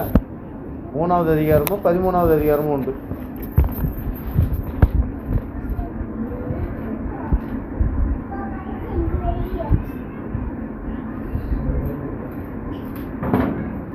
மூணாவது அதிகாரம் 14வது வசனம். அப்பொழுது அவர் 12 பேரை தெரிந்து கொண்டு அவர்கள் தம்மோடு கூட இருக்கவும் பிரசங்கம் பண்ணும்படியாக தாம் அவர்களை அனுப்பவும் வியாதிகளை குணமாக்கி பிசாசுகளை துரத்தும்படி அவர்கள் அதிகாரம் உடையவர்களாக இருக்கும் அவர்களை ஏற்படுத்தினார். ஹல்லேலூயா. அப்போ ஒரு ஊழியக்காரனோ தீர்க்கதரிசியோ தேவன் எதற்காக அழைச்சாருங்க? இப்ப என்ன அழைச்சிருக்கிறார்? தேவன் ஊழியம் செய்வது அதிகமா தேவனோடு கூட உட்கார்றதான் நான் விரும்புவேங்க. அதிகமா மனைவி முன்னாடி அதிகமா தேவனோடு உட்காருங்க. ஏதோ மொபைலில் நான் டைம் செலவு பண்ணுறேன் 1/2 மணி நேரம் இல்லை 3/4 மணி நேரம் தான். இப்போ 3/4 மணி நேரம் அவ்வளோதான். ஏதோ ஷார்ட் வீடியோ பார்த்து கொஞ்சம் கொஞ்சமாக இந்த சிரிப்பு நம்ம மைண்டும் ஃப்ரீயாக இருக்கணுங்களா? ஹல்லேலூயா. இப்போ கொஞ்சம் சிரிப்புலாம் வரும். அதில் இந்த ஜோக்கெல்லாம் பார்ப்பேன். நம்ம மைண்டை கொஞ்சம் அப்படின்னா அதான் நான் ஓப்பனாக தான் பார்ப்பேன், ரகசியம் பார்க்க மாட்டேன். ஹல்லேலூயா. ரகசியமாக நம்ம எதுவுமே இருக்கக்கூடாது. மனைவிக்கு மறைஞ்சு புருஷனுக்கு மறைஞ்சு ஏதோ நம்ம என்ன செய்யக்கூடாது, செய்யக்கூடாது. ஹல்லேலூயா. அது எதை செய்தாலுமே பாவம் தான். நல்லது செய்தாலுமே பாவம். மறைஞ்சு நீங்கள் நல்லதாக செய்கிறோம். ஒரு மனுஷனுக்கு நீங்கள் நன்மை செய்கிறீங்க, ஒரு வஸ்திரம் எடுத்து கொடுக்குறீங்க, ஒரு ஆகாரம் போன வாரத்தில் ஒரு ஆகாரம் வாங்கி கொடுக்குறீங்க. நீங்கள் மனைவிக்கு தெரியாமையோ புருஷனுக்கு தெரியாமையோ செஞ்சாலும் பாவம் தான். நான் செய்கிறத மனைவிட்ட சொல்லுவேன். ஹல்லேலூயா. அப்போ இந்த நேரத்தில் மனைவி இல்லை நீங்கள் வந்தோன்னு சொல்லிடுங்க. அவங்க திட்டினாலும் பரவாயில்ல, சொல்லிடணும். ஹல்லேலூயா. நம்ம நன்மை செய்தாலும் என்ன செய்யக்கூடாது, யாருக்கும் மறைமுகமாக நம்ம என்ன செய்யக்கூடாது, செய்யவே கூடாது. அதான் நமக்கு ஆசீர்வாதம். நம்ம தானே செய்கிறோம், வேண்டாம், அது வேண்டாம். ஹல்லேலூயா. இப்போ ஒரு வேளை புருஷன் ரட்சிக்கப்படாமல் இருக்கிறாரு. இப்போ கர்த்தருக்கு காணிக்கை பெற்று காணிக்கை போட போகிறீங்க. அப்போ நீங்கள் ஒரு பொருத்தனை பண்ணியிருப்பீங்க. அது நீங்கள் கொடுக்குற தப்பு இல்லை. ரகசியமாக கொடுக்குறது செய்கிறது ஆண்டோடைய காரியத்துக்கு. நீ ஒரு தானம் பண்ணுறீங்க, ஒரு ஏழைக்கு நீங்கள் தானம் பண்ணுறீங்க, சாப்பாடு வாங்கி கொடுக்குற. அவர் ரட்சிக்கப்படாத புருஷனாக இருந்தால், ஒருவேளை இயேசுப்பட்டு அறியாமல் இருந்த மனைவி அப்படி இருந்தால், நீங்கள் தானம் பண்ணுறது நல்ல காரியம் செய்கிறது நீ தாராளமாக ரகசியமாக செய்யலாம். நான் சொல்ல புரியுதாங்க? தப்பு கிடையாது. ஹல்லேலூயா. ஆனால் ரட்சிக்கப்பட்ட மனைவி புருஷனாக இருக்கும்போது நீங்கள் ஓப்பனாக எல்லாமே ஓப்பனாக. ஹல்லேலூயா. அருமையான தேவனுடைய பிள்ளை. அப்போ ஒரு தீர்க்கதரிசி தேவனுடைய சமூகத்தில் அதிகமாக இருக்கணும். அவள் எவ்வளோ நேரம் இருக்கிறான் பாரு. நான் நிறைய காரியம் நான் சொல்ல முடியும். என்னுடைய வாழ்க்கை நிறைய காரியம், நிறைய அற்புதம் நடந்துச்சு. நிறைய போனோம். ஒரு நாள் முந்தாத்து, ஒரு நாள் 2 நாளுக்கு 4 நாள் இருக்கும். 11 மணிக்கு நார்வேலேருந்து ஒரு அம்மா எனக்கு ஃபோன் போடுது. பாஸ்டர், நான் இப்போ வேலையில் அது எனக்கு எப்போ நான் என்ன சொன்னேன் எனக்கும் தெரியாது. இது இப்போ 2017 வருஷம் நடந்த சம்பவத்தை அது என்ன சொல்லி காமிக்குது. அது ஒரு வேலை கவர்மெண்ட் வேலை செய்யுது. வேலை செய்கிற இடத்துல ரொம்ப பயங்கரமான போராட்டம். அது கூட வேலை செய்கிற லேடி ஏதோ விரோதமாக பெரிய ஆஃபீஸருக்கு சொல்லி ஏதோ இன்னமும் குழப்படி பண்ணியிருக்கு. அப்போது ஃபஸ்ட்டு அதுக்காக மீட்டிங் வச்சுருக்கிறாங்க. நான் போனேன். அந்த லேடியும் வரோம், ரொம்ப சண்டை போனோம். ஒன்றுமே பேசுறது இல்லை, எனக்கு ஒன்றுமே புரியல அப்படின்ட்டு அதை சொல்லி அந்த ஜெபம் கேட்டுச்சு. அப்போ நான் சொன்னேன், அந்த லேடி வர மாட்டாங்க, அந்த நாள் அங்கே ஆஸ்பத்திரியில் இருப்பாங்க, நீ பாருங்கள். அந்த பாஸ்டர் ஒன்றா சொல்லுது, பாஸ்டர் அது நல்ல ஹெல்த்தாக இருக்குது, ஒரு வியாதி இல்லையே பாஸ்டர், நல்லா ஹெல்த்தாக இருக்கு, நீங்கள் பயப்படணும், அவங்க வராது, நீங்கள் போங்க அப்படின்னு. அது அந்த நைட்டு எனக்கு ஃபோன், பாஸ்டர் நீ சொன்னீங்களா பாஸ்டர், ஞாபகம் இருக்கா? ஒரு நீங்கள் மறந்துருப்பீங்க, அது சொல்லி காமிச்சவரை எனக்கு இப்போ ஞாபகம் இருக்குது, நீங்கள் மறந்துருப்பீங்க. அதே போல் அவங்க புருஷன் அன்னைக்கு வந்திருந்தார், மிலிட்டரியில் வேலை செய்கிறவர். வந்து அவருக்கு திரும்பி ஏதோ ஹார்ட் அட்டாக் பிரச்சனை, ஹார்ட்டில் ஏதோ பிரச்சனைன்ட்டு ஆஸ்பத்திரி கொண்டு போயிட்டாங்க. அன்றைக்கி அந்த அம்மா மீட்டிங் வரல பாஸ்டர். நான் சொல்ல புரியுதாங்க? அப்படியே நான் நிறைய நான் என்னன்னா தேவனுடைய வார்த்தை, நான் தேவனுடைய சமூகத்தில் நான் பேசுகிற வார்த்தை அப்படியே நடக்கும், அப்படியே நடக்கும். நான் பெருமைக்காக நான் சொல்லலை. ஏன்னா நீங்கள் புரிந்து கொள்ளணும், தேவனுடைய மனுஷர்கள் யார், தேவனுடைய சமூகத்தில் இருக்கிறவங்க யார், எப்படிப்பட்டவங்க, எப்படி இருக்கணும். அதே போல் நீங்களும் தேவனுடைய சமூகத்தில் உட்கார்ந்து என்ன செய்யணும்? தீர்க்க தரிசனம் சொல்லணும். தீர்க்க தரிசனம் சொல்லும்போது பிரச்சனைகள் வரும். இந்த மிகாயை போல, மிகாயாவுக்கு எப்படி பிரச்சனை வந்துச்சு, பிரச்சனை வரும், போராட்டங்கள் வரும், அற்பமாக எண்ணுவாங்க, நிந்திப்பாங்க, போராட்டுவாங்க, என்னென்னமோ சொல்லுவாங்க. என்னமோ சொல்லட்டுங்க, பயப்படாதீங்க. நீங்கள் அருமையாக தேவனுடைய சமூகத்தில் இருந்து நீ ஜெபித்து ஒரு தீர்க்க தரிசி எங்களுக்கு சொல்லிக் கொடுப்பாங்க. எவ்வளோ நேரம் ஜெபிக்கணும் சொல்லுங்க சார்? தீர்க்க தரிசி எவ்வளோ நேரம் ஜெபிக்கணும்? 6 மணி நேரம் ஜெபம் பண்ணிட்டு வந்து சபையில் தீர்க்க தரிசனம் சொல்லணும்னு பிடிப்பாங்க. சபையில் பைபிள் வாசிக்கிறவங்க எவ்வளோ நேரம் ஜெபிக்கணும்? 3 மணி நேரம் ஜெபிக்கணும். ஹல்லேலூயா. பைபிள் வாசிக்கிறோம் 3 மணி நேரம் ஜெபிக்கணும். இந்த மெசேஜ் கொடுக்குற எவ்வளோ நேரம் ஜெபிக்கணும்? அங்கே 9 மணி நேரம் ஜெபிக்கணும். அது சொல்ல புரியுதாங்க? நான் அப்படி ஒன்றுமே இல்லை, செய்ய முடியல. அப்படி நம்ம செய்யணும். அப்படி செய்து அப்படி தேவனுடைய சமூகத்தில் வந்து உட்கார்ந்து நீங்கள் ஒவ்வொரு ஊழியம் செய்யும்போது அது ஆசீர்வாதமாக இருக்கும். ஹல்லேலூயா, ஹல்லேலூயா. நம்ம பேருக்கு தீர்க்கதரிசனம் சொல்கிறதும் கடமைக்கு சொல்கிறதும் அது வேண்டாம். மனுஷனும் தீர்க்கதரிசனம் ஆண்டோட சமூகத்தில் உட்கார்ந்து அப்படியே நீங்கள் சொல்லி பாருங்கள். ஒருவேளை உங்களால் முடியலை, ஜெபிக்க முடியலை, நிறைய வேலை ஆகிப்போச்சு, அந்த வேலை செஞ்சுட்டே நீங்கள் ஜெபம் பண்ணலாம். என்ன செய்யலாம்? வேலை செஞ்சுட்டே நீங்கள் ஜெபிக்கலாம். அப்படிப்பட்டவர்களுக்கும் ஆவியான பேசுவார். ஹல்லேலூயா. ஆனால் எனக்கு நேரமே கிடைக்க மாட்டேங்குது பாஸ்டர், எங்கள் வீட்டில் இவ்வளோ பிரச்சனை, இவ்வளோ வேலை, எல்லாம் பார்க்கணும், நான் தான் பார்க்கணும், நான் தான் கவனிக்கிறேன்னா என்ன செய்யணும்? நீ வேலை செஞ்சுட்டு ஜெபிக்கலாம். அதான் உன்னத பாட்டில் ஒரு வசனம் வாசிக்க முடியும். 5:2 நினைக்கிறேன். நான் மை சோத்தாத்தா லேக்கின் மேரா மன் ஜாக்தாத்தா. அது தமிழில் வாசிங்க. நான் நித்திரை பண்ணினேன் ஆனாலும் என் இருதயம் 5:2 உன்னத பாட்டு 5:2. நான் நித்திரை பண்ணினேன் என் இதயமோ விழித்திருந்தது. நான் நித்திரை பண்ணினேன் இதயமோ விழித்திருந்தது. ஹல்லேலூயா. போதும். அது சொல்ல புரியுதாங்க? அப்போ நம்ம வேலை செய்யலாம், நம்முடைய எண்ணமெல்லாம் ஜெபத்தில் இருக்கு. நாம் தூங்கலாம், நம்முடைய எண்ணமெல்லாம் விழித்திருக்கு. இயேசு எப்போ வருவார், இயேசு எப்போ வருவார், அப்படி ஒரு விழிப்புள்ளவர்களாக இருக்கணும். நாம் வேலை செய்யும் போதும் நாம் தியானிக்கணும், ஜெபிக்கணும், வேத வசனத்தை தியானிக்கணும், வேத வசனத்தை மனப்பாடம் பண்ணணும். இன்னும் வேலை செஞ்சுட்டே நம்ம எதாவது ஆனால் அந்த ஆண்டவரே அந்த சகோதரிக்கு சுகத்தை கொடுங்க, அந்த சகோதரனுக்கு சுகத்தை கொடுங்க, அந்த சகோதரி ஆசீர்வதிங்க. நம்ம என்ன செய்யணும்? வேலை செய்யும்போதே ஜெபிக்கலாம்.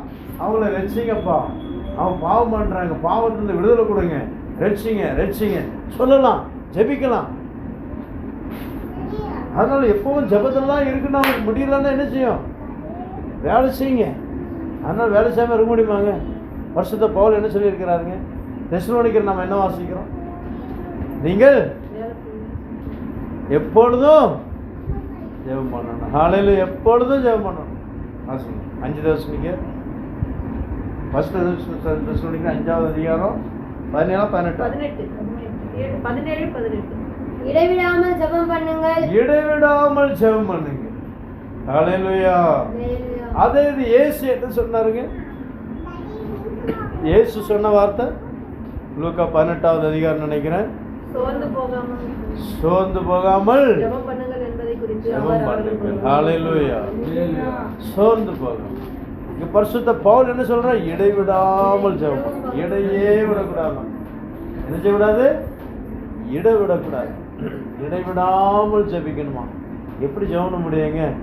வீட்டில் ஜெபம் வேலை செய்யண்டாமா, பிள்ளைகளுக்கு சாப்பாடு உண்டாக்காண்டாமா, பெருக்காண்டாமா, துணி துவைக்காண்டாமா, சுத்தம் பண்ணாண்டாமா, இடையே விடாமல் ஜெபிக்கணுமா? எப்படி ஜெபம் பண்ண முடியும்?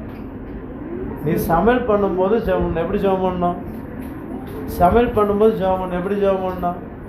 ஆண்டவரே, நான் சமையல் பண்ணுறேன், என் வீட்டுக்காருக்காகவும் எனக்காகவும் என் பிள்ளைகளுக்காகவும் நான் சமையல் பண்ணுறேன். அதே போல் அநேகருக்கு நான் ஆவிக்குரிய போஜனம் கொடுக்கணும்ப்பா, என்னை பயன்படுத்துங்க. நீங்கள் ஜெபம் பண்ண முடியாதா? ஹல்லேலூயா. நீ சமையல் பண்ணும்போது இப்படி சொல்லலாம், என் வீட்டுக்காருக்காக, என் பிள்ளைகளுக்காக, என் மாமனாருக்காக, எங்கள் அப்பா அம்மாவுக்காக நான் சமையல் பண்ணுறேன். நான் அந்த சரீர பிரகாரமான போஜனத்தை ஆயத்தப்படுத்துகிறேன்.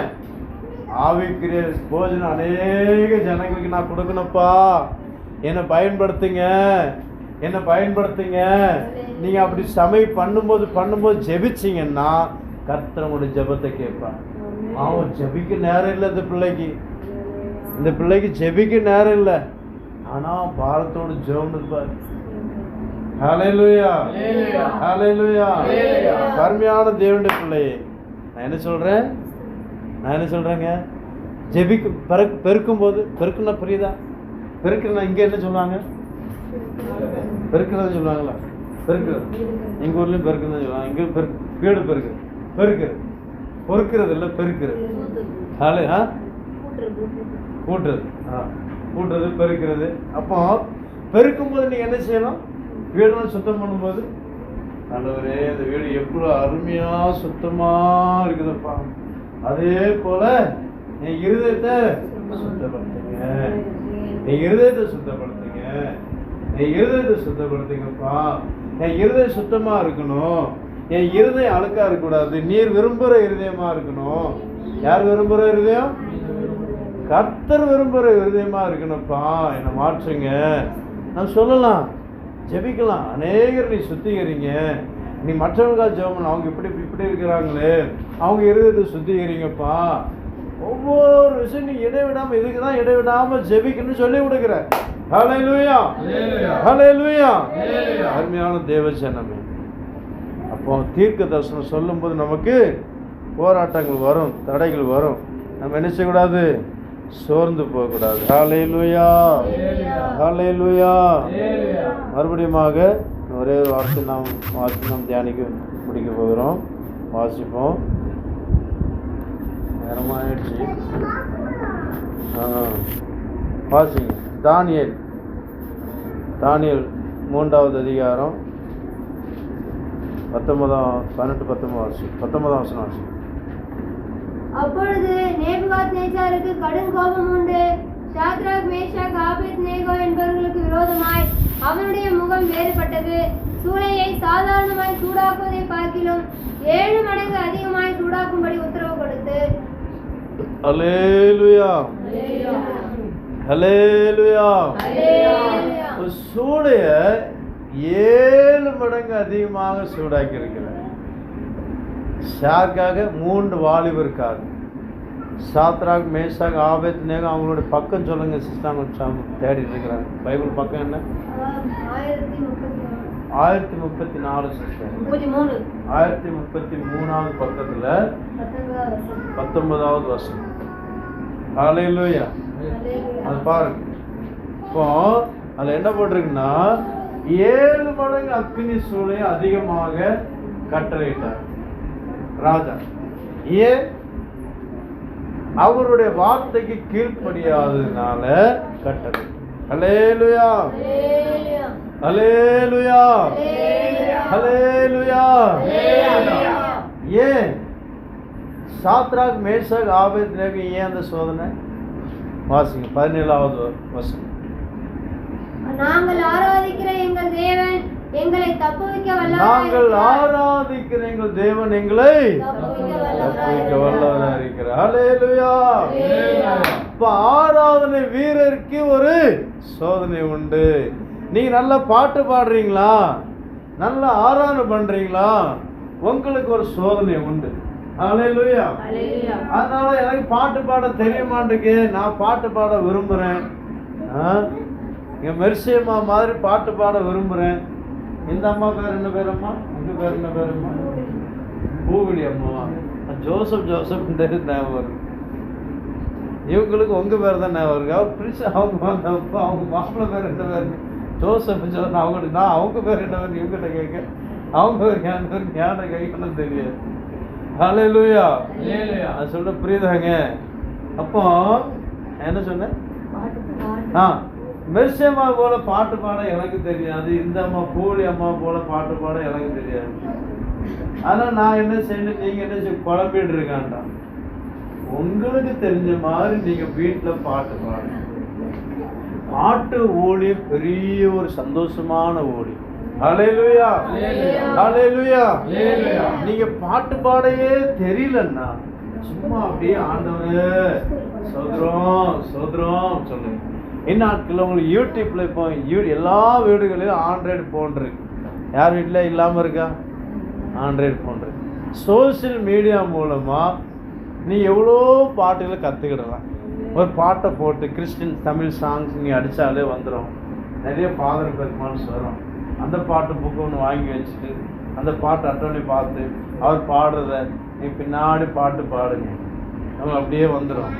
குடும்ப ஜெபத்தில் பாட்டு பாடுங்க, பிரச்சனை நேரத்தில் பாட்டு பாடுங்க. ஆனால் யாக்கோப்பு என்ன சொல்றாருன்னா, யாக்கோப்பு 5வது அதிகாரத்துல நீ சந்தோஷமா இருக்கிறவன் பாட்டு பாட கடன் போட்டிருக்கு. ஹல்லேலூயா. ஆனா இயேசுடைய வாழ்க்கையில அவர் சிலுவையை தூக்குவதற்கு முன்பாக தான் அவர் சோத்திர பாட்டை பாடினார்னு பார்க்கிறோம். யாக்கோப்பு 5வது அதிகாரத்துல கிடைச்சுதான். எத்தனாவது அதிகாரம்? 5வது அதிகாரம் 13. உங்களில் ஒருவன் துன்பப்பட்டால் ஜெபம் பண்ண கடவன், ஒருவன் மகிழ்ச்சியா இருந்தால் சங்கீதம் பாட கடவன். பாத்தீங்களா? அப்போ யாக்கோப்பு என்ன சொல்றாங்க? யாக்கோப்பு கொஞ்சம் உல்டாவா பேசுற. ஆமா. ஆனா இயேசுடைய வாழ்க்கை பார்க்கும்போது அது மத்தேயுல வாசிக்கலாம். அவர் சோத்திர பாட்டு பாட்டி ஒலிவு மலைக்கு போனார்ன்ட்டு ஒரு வசனம் உண்டு. அந்த வசனம் இருக்குமா?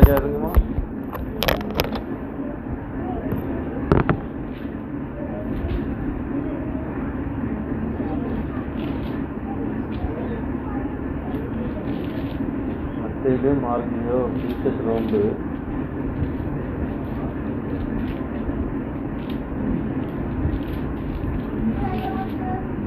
மத்தேயுல தான். மத்தேயு 26:30.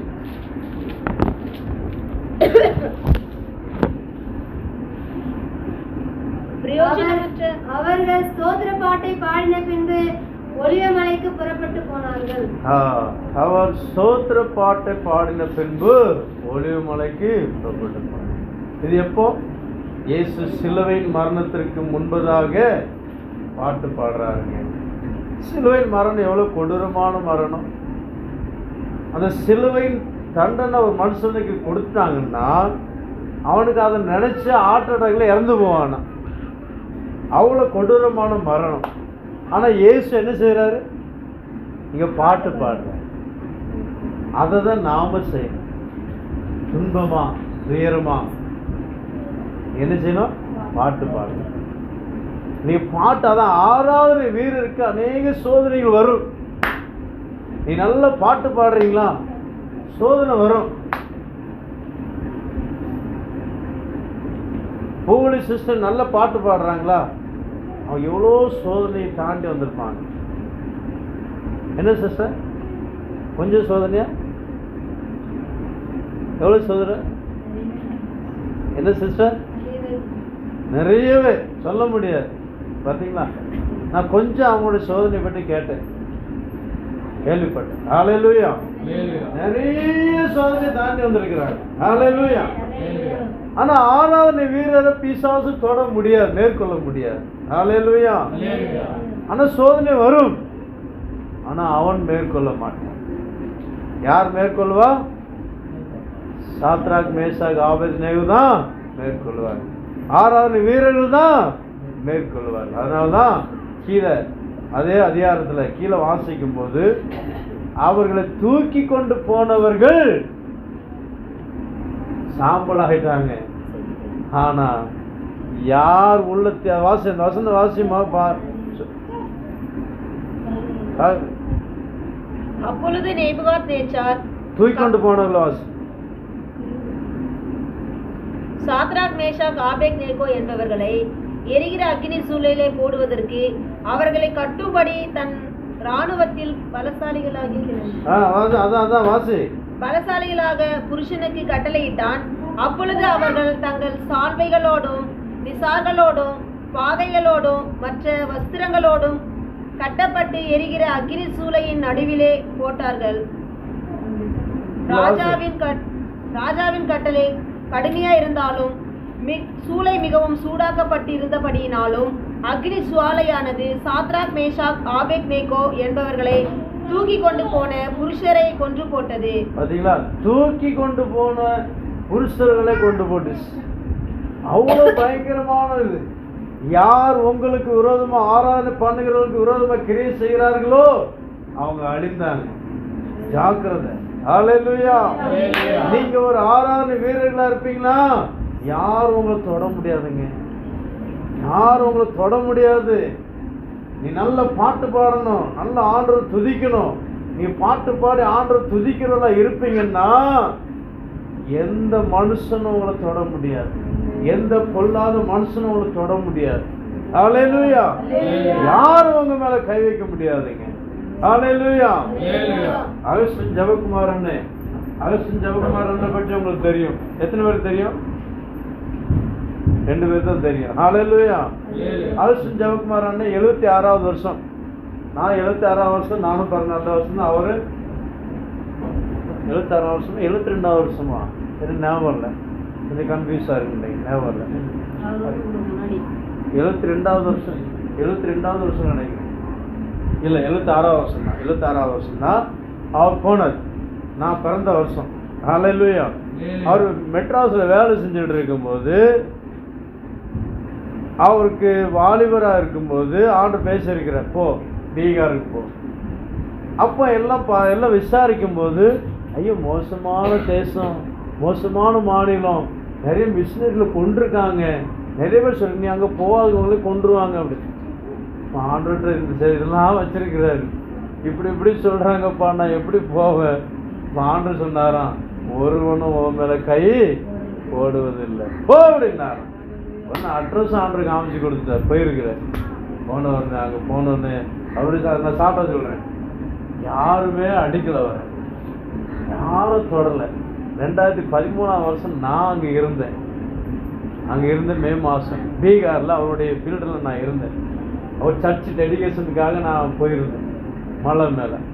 அப்போ முடிச்சு நாங்கள் அவங்க ஹோட்டல்ஸில் இருக்கிறோம். அப்போ அவர் காலையில் வாக்கிங் பண்ணுவார். கேம்பஸ் ஸ்கூல் 15 பேர் உள்ள வந்து என்ன பண்ணிட்டான், 15 பேர் உள்ள வந்து என்ன பண்ணிட்டான், அடின்னு அடிச்சிட்டான். அடின்ட்டு அடிச்சிட்டான். அப்போ எல்லாரும் கேட்டாங்களாம், ஏன் அடிச்சீங்க? இதுவரை உங்களுக்கு ஒருத்தனும் கை போடல, கர்த்தர் சொன்னார்ல உங்களை ஒருவனும் கைப்படுவதில்லை அப்படின்ட்டு எப்படி உங்களை அடிக்கலாம்? கர்த்தருடைய வார்த்தை பொய்யா மாறிடுச்சு அப்படின்ட்டு எல்லாரும் கேள்வி கேட்டாங்களாம். அப்போ அவர் சொன்னாராம், நான் இப்போ நல்லா இருக்கிறேன். ஏன்? அடிபட்டதுன்னா நான் நல்லா இருக்கிறேன் அப்படின்னாராம். ஏன்? நான் 10-15 நாளுக்கு நான் இவ்வளோ நேரம் போயிட்டு வந்தேன். இங்கேருந்து போகும்போது நீங்கள் பார்த்தீங்க எப்படி போனேன், என் கழுத்து சுளுக்கு பிடிச்சிருச்சு. நான் இங்கிலாந்துக்கு போயிருந்தேன். இங்கிலாந்து உள்ள விசுவாசி அண்ணன் ரொம்ப எப்படியே பேசுகிறாரு. கழுத்தில் என்ன ஆச்சு? மீட்டிங் முடிஞ்சது. அண்ணன் என்ன செஞ்சாங்க? கூட்டிகிட்டு போய் அந்த விசுவாசியை கூட்டி போய் ஆஸ்பத்திரி கூட்டி போயிருக்காங்க. எல்லாம் மசாஜ் பண்ணாங்க, சரியாகலை. அங்கே மீட்டிங் முடிஞ்சு அடுத்த நாள் உடனே அமெரிக்கா போயிருக்கிறேன். அங்கே உள்ள ஸ்பெஷலிஸ்ட் டாக்டர் பார்த்து அவங்கள விசுவாசிங்க அங்கே கூட்டிட்டு போய் அங்கே பார்த்து அதுவும் சரியாகலை. அங்கேருந்து கனடா போயிருக்கிறேன். கனடா, நியூசிலாந்து, அமெரிக்கா, ஆஸ்திரேலியா, அப்படி ஒரு 4-10-15 தேசத்தில் சுற்றிட்டு வந்திருக்கிறேன். ஆனாலும் சரியாகலைங்க. ஆனால் இவனை அடி கொடுத்த அடியில் சரியாயிடுச்சு. ஹல்லேலூயா, ஹல்லேலூயா, ஹல்லேலூயா. அடி என் கருத்து சுழுக்க சரியாக்குறதுக்கு ஆண்டவர் அனுப்பி இருக்கிறார். ஹல்லேலூயா. அவருடைய ஊழியம் அவ்வளோ வளர்ந்துருச்சு. 76ஆம் வருஷம் அங்கே போன மனுஷனை 13ஆவது வருஷம் 2013ஆம் வருஷம் அடிச்சிருக்கிறாருன்னா காரணம் இல்லாமல் அடிப்பாரா? இப்போ சாத்ராக் மேஷாக் ஆபேத்நேகோ தீக்குள்ள தூக்கி போடுறாங்க. காரணம் இல்லாமல் தூக்கி போடுவாரா? வருமா? சோதனை வரும், வரும். உங்களுக்கு மேலே கை வைப்பாங்க. ஆனாலும் ஒன்று சேதம் வராது. ஹல்லேலூயா. அதை நன்மையாக மாற பண்ணுவார். ஹல்லேலூயா. விரோதிகள் உங்களுக்கு எழும்பலாம், உங்களை கை வைக்கலாம், ஆனா உங்களுக்கு ஒரு சேதம் வராதுங்க. ஹல்லேலூயா, ஹல்லேலூயா. அதே போல இந்த சாத்ராக் மேஷாக் ஆபேத்நேகோ தீக்குள்ள தூக்கி போட்டாங்க. ஆனா தூக்கி போட்டவங்க வெந்து போயிட்டாங்க. ஆனா அவர்கள் நல்ல அருமையா அந்த வசந்த வாசிங்க. அவர் 4 பேரோடு நல்ல சந்தோஷமா தீர எப்படி உலாவுறாங்க? அவர் பூ பெத்தையில உலாவுற மாதிரி உலாவுறாங்க. வாசிங்க. அப்பொழுது ராஜாவாகிய நேபுகாத்நேச்சர் சாத்ராக் மேஷாக் ஆபேத்நேகோ என்னும் அந்த 3 புருஷரும் கட்டுண்டவர்களாய் எரிகிற அக்கினியின் நடுவிலே விழுந்தார்கள். 25 அதற்கு அவன், இதோ 4 பேர் விடுதலையாய் அக்னியின் நடுவிலே உலாவுகிறதை காண்கிறேன். அவர்களுக்கு ஒரு சேதமும் இல்லை. 4ஆம் ஆளின் சாயல் தேவபுத்திரனுக்கு ஒப்பா இருக்கிறது என்றார். ஹல்லேலூயா. பாருங்க, அவருக்கு ஒரு சேதமும் இல்லை, ஒரு சேதமும் இல்லை. உங்களை பேசலாம், உங்களை நிந்திக்கலாம், என்னமும் செய்யலாம், ஆனா உங்களுக்கு ஒரு சேதம் வராதுங்க. உங்களுக்கு ஒரு சேதமும் வரவே வராது. ஹல்லேலூயா. பாட்டு பாட படிங்க, நல்ல பாட்டு பாடு, இன்னும் பாட்டு பாடு. சோதனை பார்த்து பயப்படாதீங்க. அதே போல தானியேல் கூட ஒரு ஆராதனை வீரன் சொல்லலாம். வசந்த வாசிங்க. தானியேலை பார்த்து ராஜா காலையிலே வருவார். தானியேலே நீ அந்த வசந்த வாசி. 6ஆம் அதிகாரம் 20ஆம் வசனம். ராஜா கெபின் கிட்ட வந்தபோது உயர சத்தமாய் என்ன சத்தம்? உயர சத்தமாய் தானியேலை கூப்பிட்டு தானியேலே, ஜீவனுள்ள தேவனுடைய தாசனே, இடைவிடாமல் ஆராதிக்கிற உன் தேவன் சிங்கங்களுக்கு தப்புவிக்க வல்லவராய் இருந்தாரா? ஹல்லேலூயா. பாத்தீங்களா? நீ இடைவிடாமல் ஆராதிக்கிற உன் தேவன், நீங்கள் இடைவிடாமல் ஆராதிக்கிற உங்கள் தேவன் உங்களை தப்புவிப்பார். ஹல்லேலூயா, ஹல்லேலூயா, ஹல்லேலூயா. இடைவிடாமல் ஆராதிக்கிற உங்கள் தேவன் உங்களை தப்புவிப்பார். நீங்க பயப்பட வேண்டிய அவசியமே இல்லை. ஒரு முறை அமெரிக்காவில் நம்ம தமிழ்நாட்டில் உள்ள ஒரு விசுவாசி ஒரு வேலை விஷயமா போயிருக்கிறார். அவருடைய பிஸ்னஸ் என்னன்னா, பழைய சாமானத்தை வாங்கி அவர் செகண்டாக விற்றுருவார். அந்த மாதிரி ஒரு வியாபாரம். இந்த பழைய நம்ம இங்கெல்லாம் வாங்குறாங்களா, அந்த மாதிரி ஒரு வியாபாரம். பெரிய பெரிய கம்பெனிகள் உள்ள பொருள்லாம் வாங்கி அந்த மாதிரி விற்கிற ஒரு இது. அப்போ நெட்டில் பார்த்துருக்கிறாரு, எத்தனை டாலருக்கு நான் கொடுப்பேன் இந்த பொருளெல்லாம் அப்படின்னு. அப்போ அவர் இதை பார்த்து அதுக்காக பல லட்சம் ரூபா இங்கே இருந்தால் ஒரு மனைவியுடைய செய்தி எல்லாவற்றையும் அடகு வைத்து, அடகுன்னு சொல்லுவாங்க, அடகு வச்சு அவருடைய பேப்பர் லேண்ட் உள்ள சில பேப்பர்லாம் அதையும் அடகு வச்சு கொஞ்சம் பணத்தை எடுத்து போயிருக்கிறேன். அங்கே போய் பல 2 போகிறக்கே பிள்ளைக்கே 1 லட்ச ரூபா செலவு, பின்ன அங்கே போய் ஹோட்டலு செலவு, அது மாதிரி வருகை செலவு, என்ன செய்ய போயாச்சு. அங்கே போன உடனே பார்த்தா அந்த பர்டிகுலர் இடத்துல போய் விசாரிக்க போகிறாங்க. அப்போ அங்கே நெட்டில் போட்ட ரேட்டை விட எனவே இந்தியாவில் தெரிஞ்சு போச்சு. இந்தியாவிலேருந்து இங்கே வந்திருக்கிறான், எப்படி வாங்குவான் அப்படின்னு நினச்சி என்ன செய்தாங்க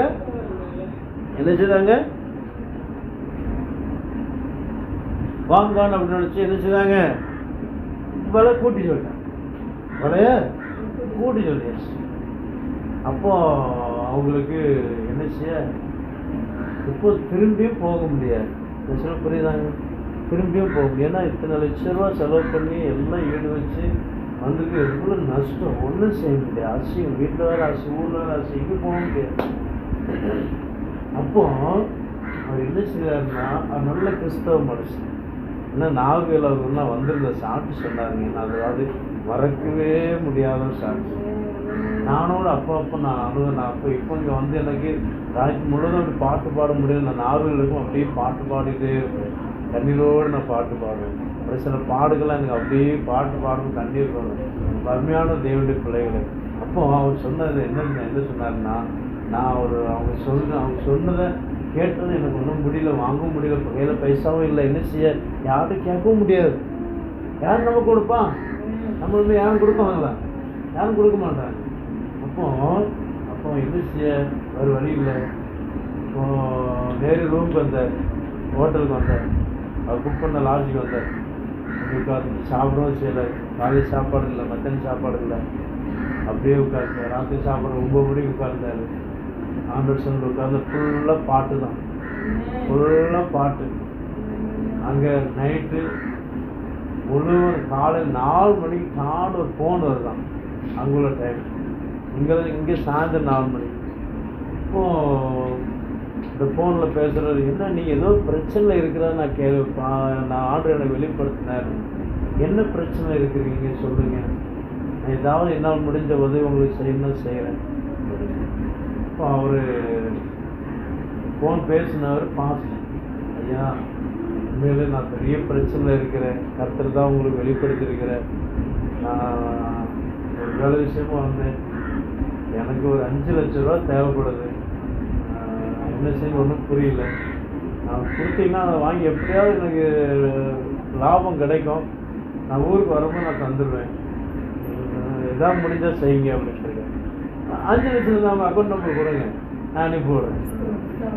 ஹல்லேலூயா, ஹல்லேலூயா.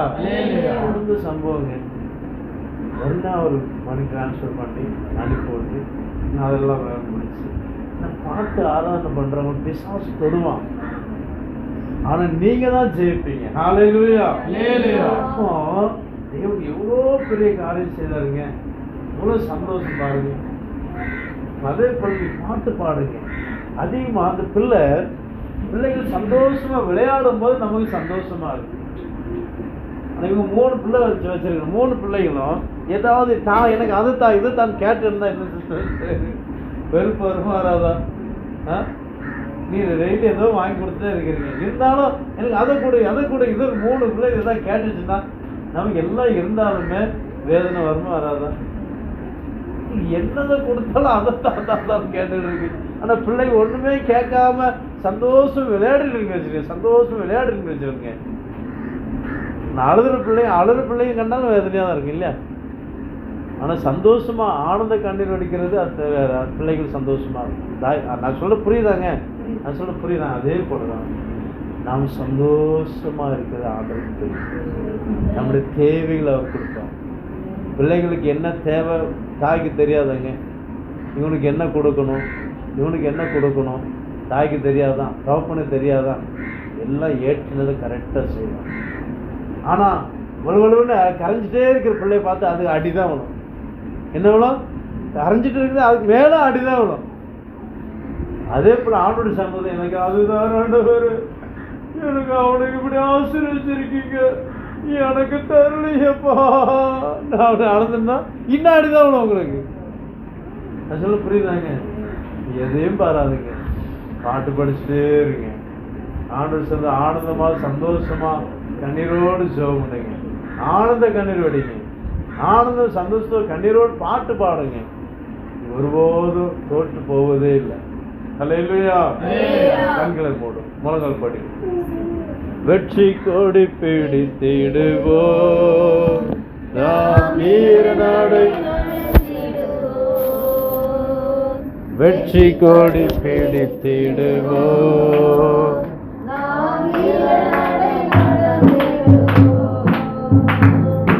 வெள்ளம் போல சாத்தான் வந்தாலும் ஆவிதானை கொடி பிடிப்பான்.